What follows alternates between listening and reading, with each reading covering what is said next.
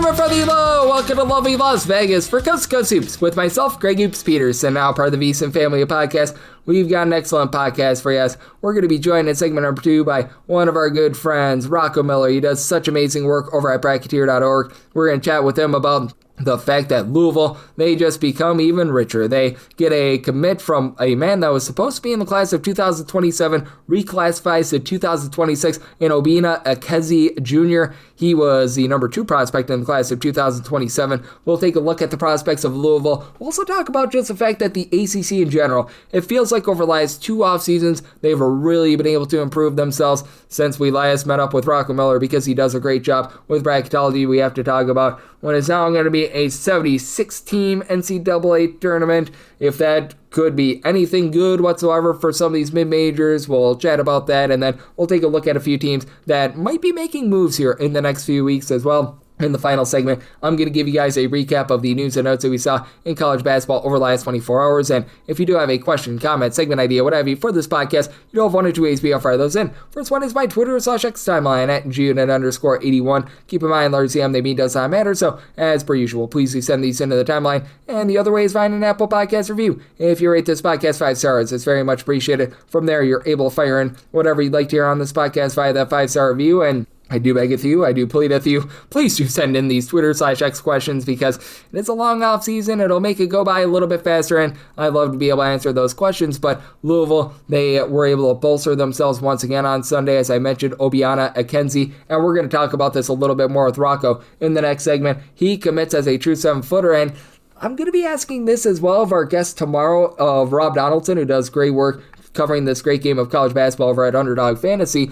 Could we perhaps be seeing Louisville trying a little bit of a different style this year? Last year, they were a top 5 team in terms of percentage of their field goal attempts that came from three-point range. Now you've got Ekezie Jr. He was a top 2 prospect in the class of 2027, a true 7-footer. Has a little bit of versatility, but not a guy that you're going to be relying upon for three-point shooting or anything like that. Obviously, Flory Badunga, he's a really good low-post presence and not a guy that's going to be stretching the floor or anything like that. They do bring in Jackson Shellsad, but he's a little bit more of a distributor than anything else. Deshaun Montgomery is able to give you a little bit from the outside along with Alvaro Falgarius, who comes over from Iowa, but still, it does feel like this is a little bit of a different Louisville team. Like, what goes under the radar is that last year Louisville was a pretty good team on the glass. I'm not going to say they were an amazing defense, but they were a top 45 team in terms of points allowed on a per possession basis. You have to wonder if Pat Kelsey is looking to build this roster a little bit differently than he has in the past few seasons. Not that he doesn't want three-point shooting or anything like that. Certainly, we're still going to be seeing this team going bombs away quite a bit from three-point range, and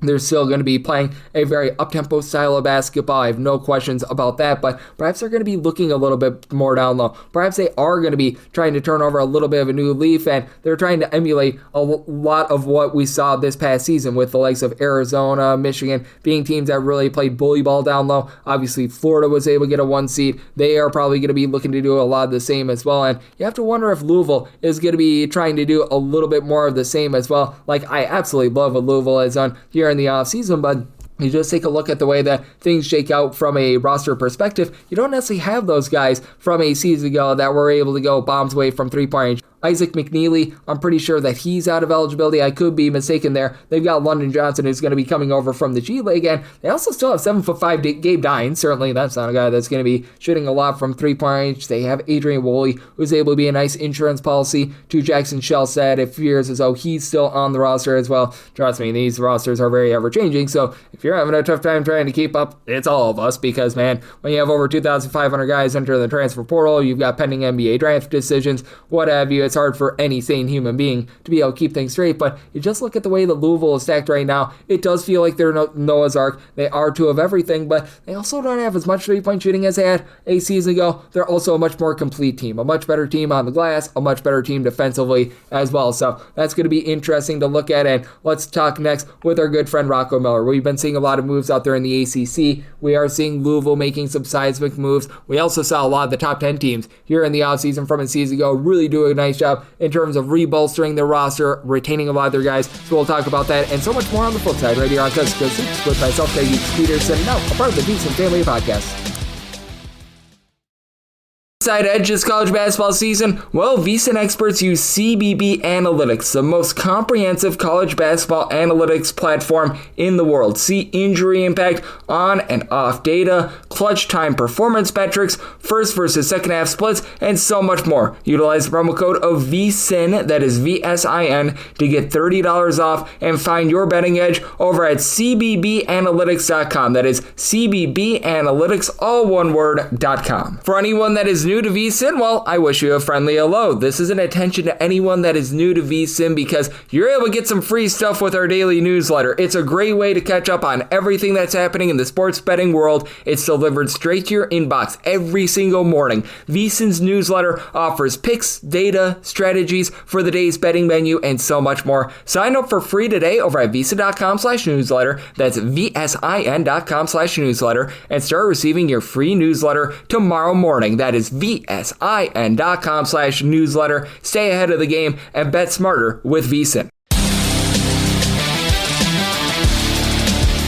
And we're back in lovely Las Vegas for Coast to Coast Hoops with myself, Greg Hoops Peterson, now part of the VSiN family of podcasts. It is always a pleasure to be joined by this man as we've got Rocco Miller aboard. He's doing amazing work over at Bracketeer.org, looking at this great game that we all know and love of college basketball, has his finger on the pulse of a little bit of everything when it comes to college basketball. I know that he does a great job when it comes in season to bracketology. He's helping these teams be able to get their schedules set. He's paying attention to everything that's happening out there in the transfer portal and so much more. He's also at Basket Under Review, doing a great job over there. I know he does some great work over at Field of 68 as well, and you're able to follow him on the old Twitter/X at his first and last name, Rocco Miller, the number 8 altogether, and also Moonlight's doing a great job in terms of college baseball as well. And Rocco, it's always a pleasure, my friend. Thank you. You packed it all into the intro there, Greg. I'm impressed. Doing well. Weekend went by quickly. Kentucky Derby was a lot of fun yesterday. Had a local event in the Sonoma wine area where I think this was the 4th year, so it was good. A lot of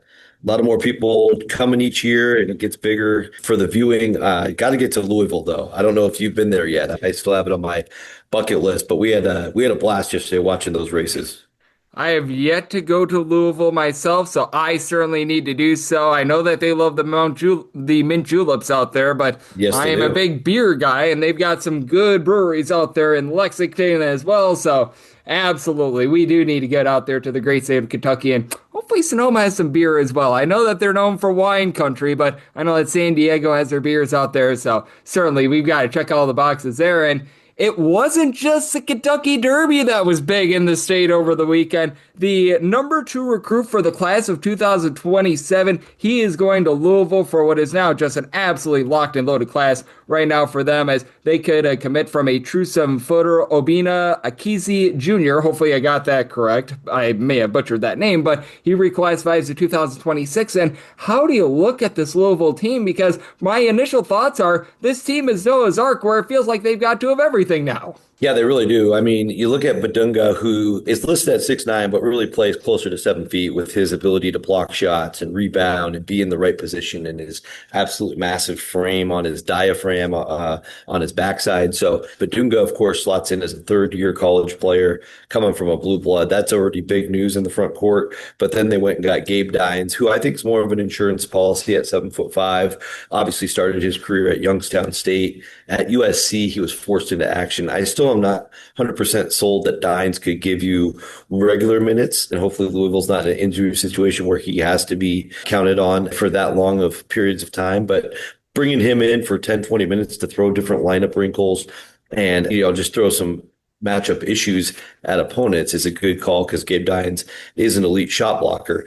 And now you bring in just an all-around center and 7-footer, Ekezie, who you just mentioned. So you're probably going to see some lineup combinations if Ekezie is worth all the hype. I'm pretty sure he is, where you're going to see him and Badunga on the floor at the same time. Then you also have Alvaro Folgares, the hero from Iowa, that hit the big shot to knock off Florida, of course, in the national second round, the NCAA second round, and helped carry the Hawkeyes to the Elite Eight. They picked him up in the portal, also 6'9". And so just a lot of size between the 4 of them thus far. You look at Carter Knox, who's played a lot of basketball early in his career at Arkansas, a lot of meaningful basketball. And then you also look at Deshane Montgomery, who was one of the top players for Dayton last year. So plus Jackson Shelstad running the show from Oregon, and Adrian Mooley coming back. So this roster, as we know it, Still has about 2 or 3 spots, according to my chart. But they have a locked in like 8 or 9 ready to go right now where there's really no holes. They also added London Johnson way back in December from the G League, who I think has just been practicing for the last 6 months. So yeah, Louisville certainly looks like a team that's no joke, taking another step forward towards a national championship type of roster. Now it's a matter of can they get over that first weekend hump and really contend with Duke and North Carolina in the ACC. Yep, absolutely. And it's been impressive what we've been seeing out of them thus far in the offseason. And it's no doubt that they've been making a lot of moves. And it just feels like the ACC in general has been really interesting this offseason. We've already talked about Boston College, the fact that they've been spending. Jerry McNamara, he goes on over to Syracuse. Virginia Tech has had a few pickups here in the last few days. How do you just take a look at this entire conference? Because I feel like it goes back to last offseason when you had the hiring of Ryan Odom and all those guys, Jay Lucas, and it feels like the last 2 off seasons, the ACC has tried to be able to get back on the same level as the Big 12 along with the Big 10 and the SEC. I don't think that they're there yet, but I think they've made really positive strides forward the last 2 off seasons. Oh, definitely. Well, Virginia is a big part of that. Virginia had a great year, really a flawless year. Only 4 regular season losses, no bad losses. Got into the tournament as a number 3 seed. Of course, had to escape Wright State in the first round. Had a real good, game that a lot of people forgot about against Tennessee. Unfortunately, fell short. They had leads in that game in the second half. You bring back DeRidder and Mallory, Jury and Dixon, another UC Irvine product will come over this year. One of our favorites, Greg Grunlow's still there, to my knowledge, and Sam Lewis. So this Virginia team should pick up right where they left off, projected in the top 20 once again. And then I think you look at Miami, obviously a team that scared a lot of people throughout the season, beating Missouri basically in their backyard in the NCAA tournament. Fought Purdue really hard, had a lead at halftime, I believe. And then, of course, wheels fell off a little bit late. But I think you look at Miami's roster this year, you can argue, with Shelton Henderson back in the fold and a Caden Lewis coming over. And one of my favorite, most maybe somewhat under the radar, like if you're a big national college basketball person, but Santos Cyril from Georgia, when he was on the floor for Georgia, they were a lot different. Getting him and playing for Jai Lucas, I think is really exciting to have that good big man. And then, of course, Deshaun Good coming from Robert Morris. I think he can translate to the next level. He's got enough size. And, I would like to see Miami add one more 3-point shooter, but I do think Miami's got the ability to jump.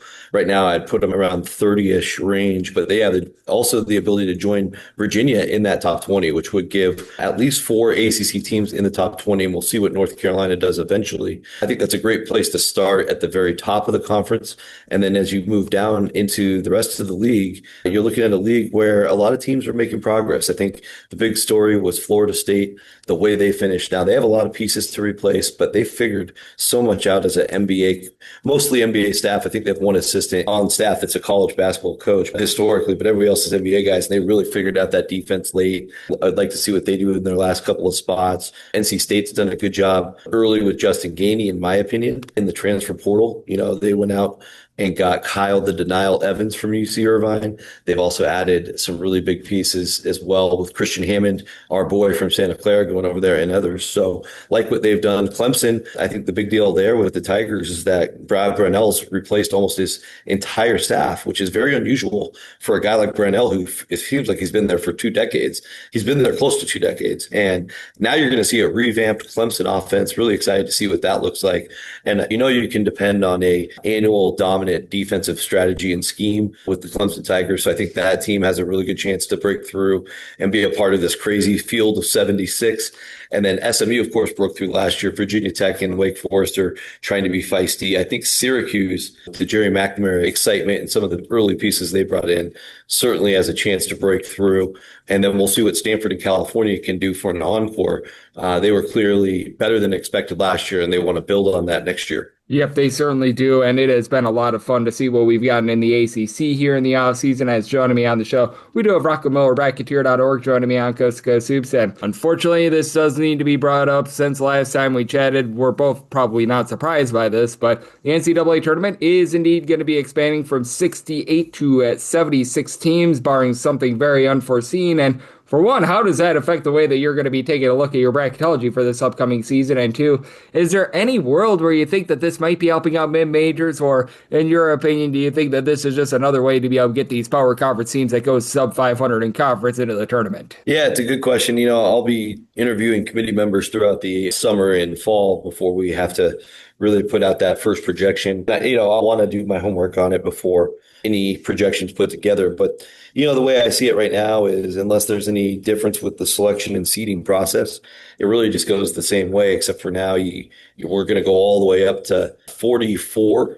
at-large bids total from 37 last year. Of course, we're adding a 32nd conference with the Pacific 12 coming back. The new class really kind of like Saved by the Bell. When, Saved by the Bell came back with the new class, we didn't know all the characters. But yeah, that will give us a 32nd automatic qualifier to go along with the 44 at-large teams to give us 76 bids, Greg. The way that the play-in games will work, I'm imagining once we get to the middle of May and this gets finally approved, they are going to take the bottom 12 at-large teams. So that will be teams 33 through 44 in order. And then, of course, the bottom 12 automatic qualifiers, which is its own can of worms. But you'll have 3 games on Tuesday, 3 games for automatic qualifier playing games, and 3 at-large playing games on Tuesday as well, and repeated again on Wednesday. So 6 Tuesday games, 6 Wednesday games to get us into the traditional Thursday. It's going to be a lot of action, which I guess in your world isn't the most horrible news, right? More games for you to prognosticate and talk about. And I think in the at-large portion of this,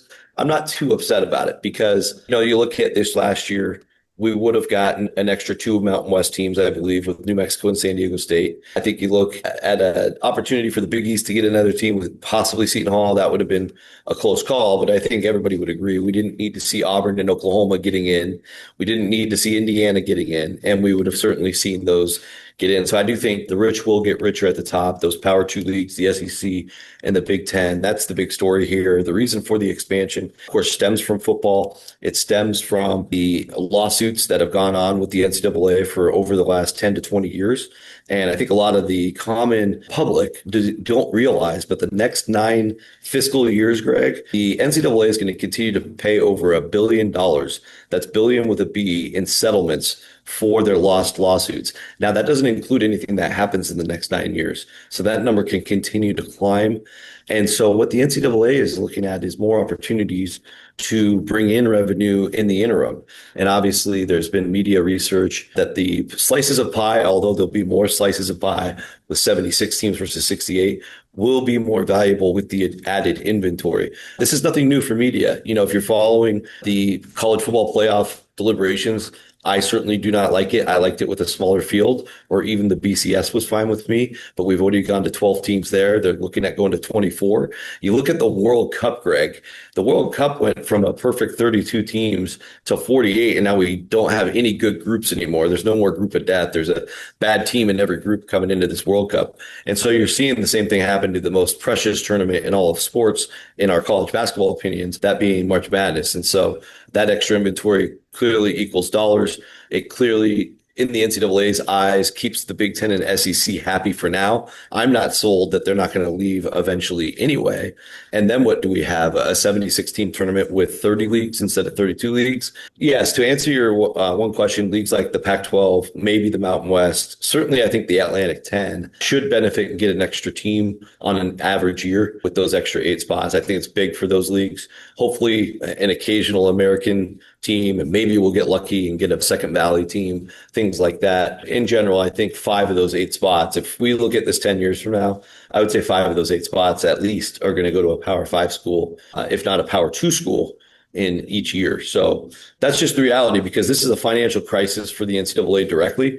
And these are now business decisions, not basketball decisions. Yep, there's no question about it. It certainly was not one of those things where a lot of people are clamoring and happy as, 76 teams, now we get a very convoluted bracket. That's not what a lot of people were hoping for, but That said, that is what we have right now. As we've got Rocco Miller, we do have him right here on Coast to Coast Hoops, and certainly that's a big happening in college basketball right now, but obviously we've got a lot happening in the transfer portal, and it does feel like a lot of these power conference schools have gotten a lot of things squared away, unless your name's LSU, which I don't know what's happening there, so we're going to need to sign some guys, and if you have eligibility, you might be able to play for LSU as well, so Rocco, make sure that your resume is up to date, and they might be signing you at some point, but that said, how do you take a look at everything right now? Because I feel like now here in early May is where the mid-majors are going to be able to strike. And yeah, you're going to probably have those final spot or two filled up for the power conference teams. But I feel like there's a lot of, I hate to use the word leftovers, but a lot of leftover guys that sort of fell through the cracks. They're going to be signing with mid-major schools here in the next few weeks. Yeah, we'll see how that plays out. I definitely think there's a handful out there. There's certainly some more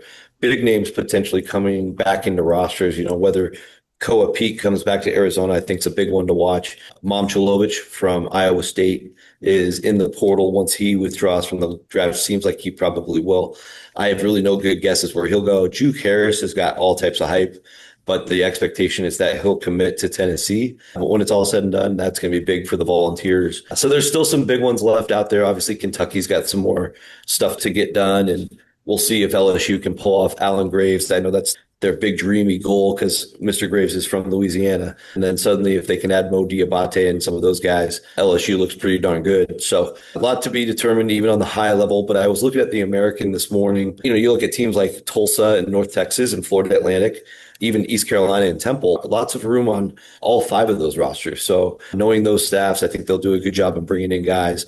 I think you look at the A10, you'll find similar teams, but A10 is a little different because I believe St. Louis is a top 30 potential team. I really actually think they're better than they were last year. Now, you look at Torvik's rankings that just came out over the weekend. I think he's a little too low on them. He's got them 63rd as we speak right now. I think they're closer to the top 30. So there's one where we have a big difference.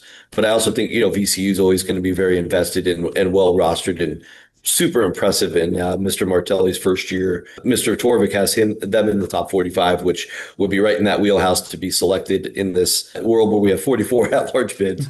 And then Dayton, obviously always invested. They're at 72.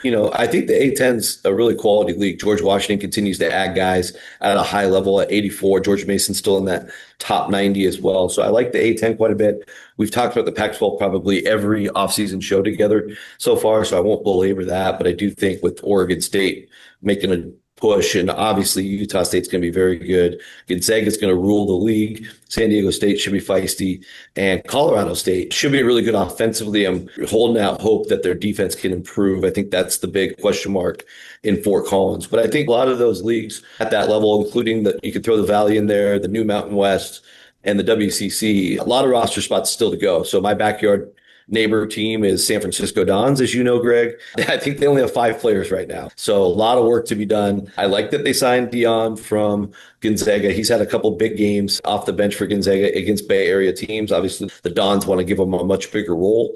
And then I also think bringing in the shooter from St. Thomas, don't want to butcher his name, but he had great numbers for the Tommies. Nice pickup for San Francisco. Now they've got to go get a bunch of more guys. So a team probably hoping for that ruling where the 5-5 gets approved and then it goes to court and eventually some of those holdovers from last year get eligibility at the end of the summer. San Francisco would be a great landing spot if some of you players out there are listening to this. Yes, absolutely. We've got Rocco Miller now doing some recruiting here on the podcast. We absolutely love to see it. And Rocco, I know you're doing such an amazing job looking at this great sport of college basketball, whether the field has 68, 76, or 300 some odd teams. Let's hope it doesn't go to 300 some odd teams, but I know you're going to do a great job of being able to cover it all. You do amazing work at so many different platforms, so love the good people at home. Know it's all on tap for you and how people are able to follow along on social media and other platforms. Yeah, thanks, Greg. Well, Basket Under Review is our special site that, there's lots of awesome articles and content going up there all the time. Will Warren did a fascinating reaction to the 76 announcement. If you didn't see that, check it out. I'll have more special pieces coming soon. I had an interview actually off the record with SoCon Commissioner Michael Cross. Not sure how we're going to put some of that information out there, but at the same time, I'm looking for the next commissioner and new head coaches to interview. I've got interviews from April already posted exclusive with St. Mary's, Mickey McConnell, and of course, Evan Brad's at Belmont. Check those out if you didn't get a chance. Bracketeer.org, we're getting ready to launch the Big Ten Conference for everybody who's tracked Big Ten schedules. That page should be live and available in the next 10 days. Just mark your calendars for May 15th or before. You'll have the Big Ten, we'll have the SEC by the end of May, and likely the Big 12. We're expecting some schedules to be announced maybe as soon as this week, whether it's Iowa State, Ohio State, or Texas, or some others that are very close. So keep your eye on that. As the spring and summer continues, Bracketeer.org will be your home for non-conference scheduling information. Of course, we have information on games that nobody else does. So always browse through each team and you'll probably find a nugget or two you are not familiar with if you track it as closely as we do. In the meantime, I'm advising these teams on teams they should be playing against, events they should be looking at, and it's a constant puzzle. So we're doing this here at the end of a weekend. I spent a lot of the weekend outside of the Derby doing scheduling, and that's just life right now, Greg. So it's awesome. If you want to donate and help us continue doing what we're doing, there's a support button on bracketeer.org. We appreciate all the support that's come in throughout the year, and thanks for keeping us going. Please keep those coming if you can. And then outside of that, Field of 68, we'll be back in the season with mid-major show, mid-major preview. We have the Field of 68 Marathon coming on opening day, which will be really close to 24 hours this year. Can't wait to get all those matchups announced. And of course, bracketology eventually in January, but take your time and we will too. Yep, absolutely. There's a lot to be sorted out with regards to these rosters, what we're going to be getting in terms of conference realignment as well, because that's wild. I'm still trying to refresh myself, remembering what teams are going to be in the Pac-12, what teams left the WAC, and where they're all landing as well. The new look SoCon with Tennessee Tech, so there's a lot of moving parts. Rocco is doing such a great job of keeping us all straight with it, and every single time he joins me, he lends such great insight. So big thanks to Rocco for joining me on Cuz Soups, now part of the VSiN family of podcasts, and coming up next, it is that time of the podcast. I give you a recap of the news and notes we saw in college basketball over the last 24 hours.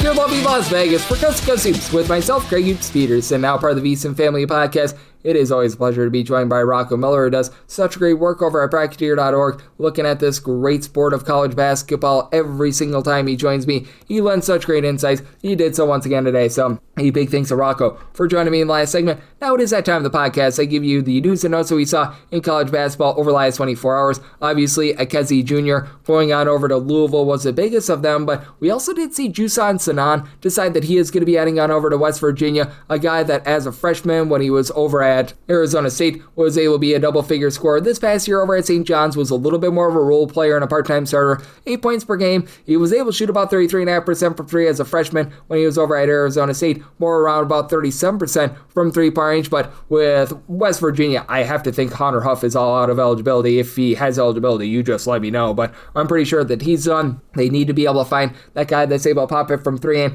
they've done a nice job in terms of adding size here in the offseason. They did add their Finley Bizjack as well. He's a guy that's able to handle a little bit more than Sanan, in my opinion, but you were adding their Javion Buchanan, a little bit of a combo player. Martin Somerville is going to be coming over from Florida State as well. He'll help out with regards to guard spot, but I really thought that their biggest add was down low with Muhammad Ciala. Now it's a West Virginia team that's very complete. Now they've got a nice off-the-ball three-point shooter in Sanan, so love this move. And West Virginia, I feel like has had themselves a pretty good offseason thus far, so I really do applaud that move. I applaud this move as well, the fact that you've got Yanton Levy, hopefully I got that correct. He last season was playing over at Pepperdine, and he actually was over at UW Green Bay. He began his life playing professionally over in the country of Turkey. He's got a pretty good, shall we say, skill set. At 6'9", he was averaging about 5 points, 4.2 rebounds per game. He's able to pop it out about 32% from three-point range, and he has decided that he is going to be heading on over to Chattanooga. I think that this is going to be a solid add for that Coach Earl system. Chattanooga is always a team that's going to be looking to bomb it from three-point range, and for Chattanooga, they do lose so much from a season ago. They lose their main man that was averaging about 16 points per game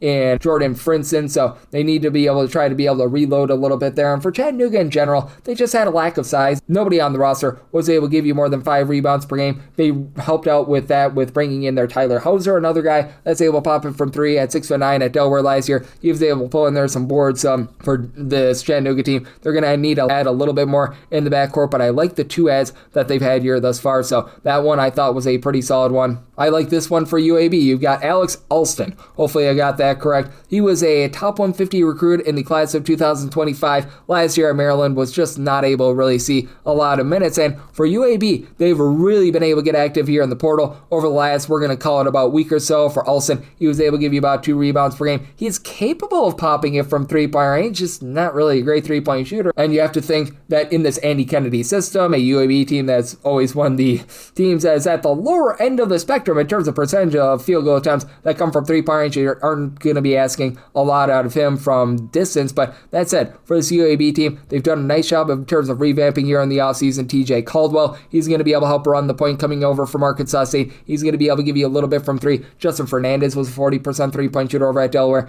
Deuce Jones, I know he left St. Joe's towards the middle of the season last year, but he was a double-figure scorer, A10 Rookie of the Year 2 years ago. And then Jeremy Alizi, he's not a guy that's going to give you a lot of scoring, but was a rock-solid defender over at Southeast Louisiana, and he was able to give you 11 points per game. So there's a lot of guys that just fit this UAB system in general, and I do think that Coach Kennedy and company, they've been able to do themselves a really good solid here in the offseason. Zion Wilburn, he was over at Sam I Amford this last season. He's decided that he's going to be adding on over to Georgia State. For Georgia State, they've been making the best of a bad situation. Obviously, it did not pan out with Jonas Hayes. They had to can him in the offseason, but you've got Coach Cremens, who's coming on over. He's got a nice, shall we say, pedigree as a coach. He's out getting a guy in Wilburn that I think is going to be able to come in, and I think that he's going to be able to do a solid job for this team. You take a look at what he did last season when he was over at Sam I Amford, and he gave that bunch right around about 4.5 points per game, 30% three-point shooter. As a 6'5", little bit of a jitterbug guy, he was able to contribute a little bit on the defensive side of things as well. Good versatility there. Now, Georgia State, it's going to be probably another down year for them, in my opinion. They've got a lot of rebuilding to do, but you're bringing a guy like Jacob Meyer, who was a double-figure scorer over at Coastal Carolina, saw good minutes over at UAB last season. David Thomas was a nice player over at Richmond as well, so they've got themselves a nice base.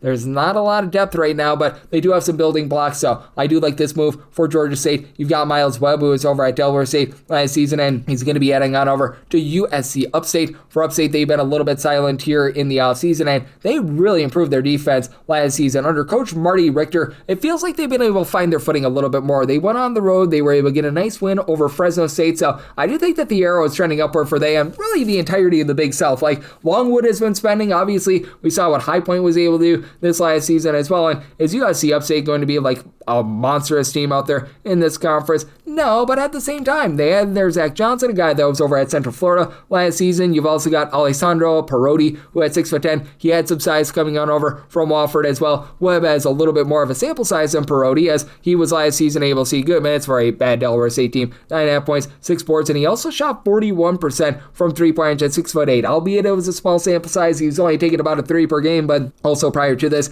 he was over at St. Francis, and he was able to see some pretty solid minutes over there. So I think that he's going to be able to step in right away, be able to give this team a little bit of help, especially down low. So I like this pickup for them, and then I like this one as well, as you've got Josiah Miles, who was over at Indiana last year. He lands over at Loyola Marymount. Now for Miles, he wasn't able to see mono minutes or anything like that over at Indiana, but still, a guy that you go back to when he was over at North Florida, he was able to be really good for them. 2 seasons ago, 15.5 points, 7 boards, was popping at about 35% or so from three-point range, was able to get about a pair of assists per game as well at 6'6". Just very clear that he wasn't necessarily the best fit for that Indiana system. I think that he's going to be able to do a much better job in terms of being able to fit here. And for Loyola Marymount, they were able to have that really good three-point shooting, and Hot Rod Brown, they lose him in the offseason, so they need someone to be able to fill that void. And for Loyola Marymount, they've also been looking to do just a little bit of a better job in terms of that low post offense as well. They weren't able to get a whole bunch generated with regards to down low, and they've done a nice job in terms of addressing both in the offseason. You pick up All Right from Xavier, and that is a very all right pickup. Andy Siskar should be able to help this team generate some turnovers. You bring in Miles for some three-point shooting. You've got Mazai Mosley, who is a 6'5" guy that just couldn't get out there on the floor for LSU, but has a little bit of upside. Christian Humphrey Rembert is a guy that at 6'9" was really the lead rebounder for Lafayette. And then Zion Sensley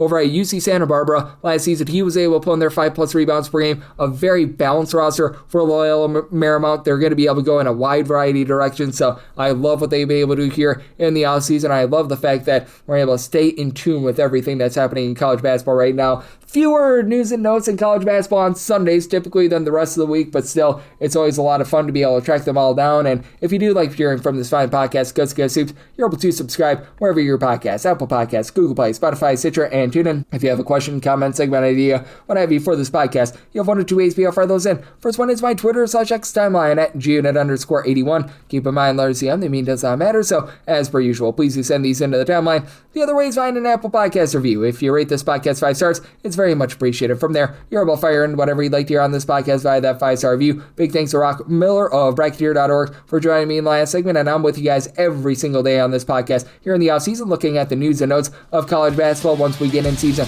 picks and analysis on every single game, every single day. So appreciate you tuning in today, and I'll be back with you once again tomorrow. Thank you.